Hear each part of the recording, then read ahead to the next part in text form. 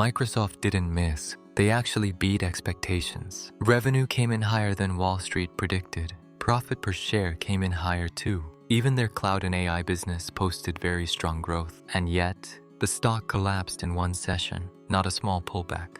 A brutal drop that erased hundreds of billions of dollars in value. So here's the real question. How can a company report great results and still get punished? Let me break down what actually happened, because this story isn't really about Microsoft.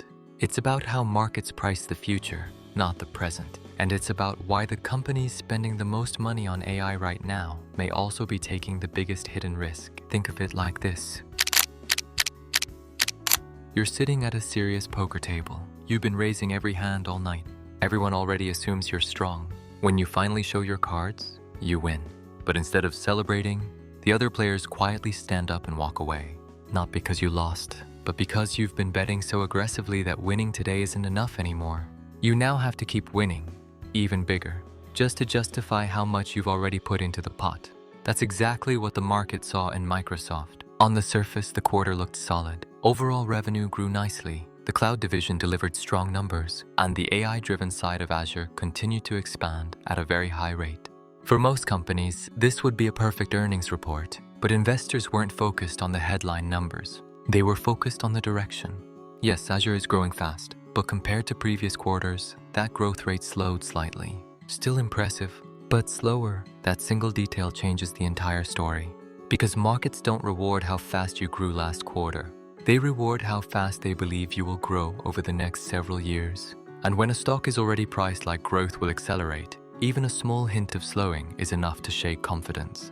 There was another line on the earnings call that mattered even more. Management said demand for AI services remains strong, but they also admitted they simply can't build infrastructure fast enough to meet that demand.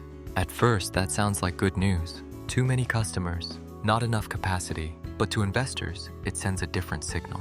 It suggests that near-term growth may be capped, not because demand is weak, but because the company physically can't expand fast enough. And that limits how much upside can realistically appear in the next few quarters. Now let's get to the real issue that made professional investors nervous: spending. Microsoft is pouring an enormous amount of money into data centers, chips, and AI infrastructure. This isn't normal expansion spending. It's a massive acceleration. And while those costs don't immediately destroy reported earnings, they do crush something far more important: free cash flow. When a company builds data centers and buys specialized hardware, that cash is gone today, even if the accounting impact is spread out over many years. So on paper, profits still look healthy, but the cash the business can actually return to shareholders is shrinking. Here's the uncomfortable part. Revenue is growing at a healthy pace, but infrastructure spending is growing much faster. That creates a widening gap between how much the company earns and how much it must reinvest just to stay competitive. For a mature technology giant, that is not what investors usually want to see. Now you might think, isn't this exactly what Microsoft should be doing? Going all in on AI? Maybe, but markets don't price certainty. They price probabilities. When a company commits tens of billions of dollars to AI infrastructure, it's making a massive bet on future returns. And no one actually knows what those returns will look like. There's an important difference between the early cloud era and today's AI race. When cloud computing was first built at scale, companies were opening an entirely new market. Today, AI infrastructure is a battlefield. Microsoft isn't alone. It's competing directly with other giants and well-funded newcomers, all building the same type of capacity at the same time. This isn't a greenfield opportunity. It's a market share war.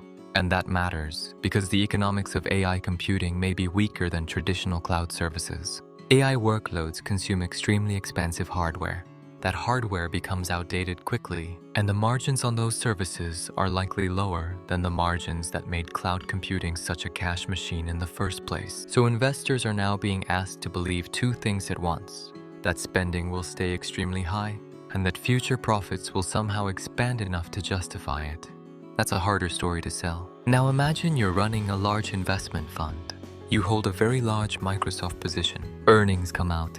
The company beats estimates, but cloud growth slows slightly.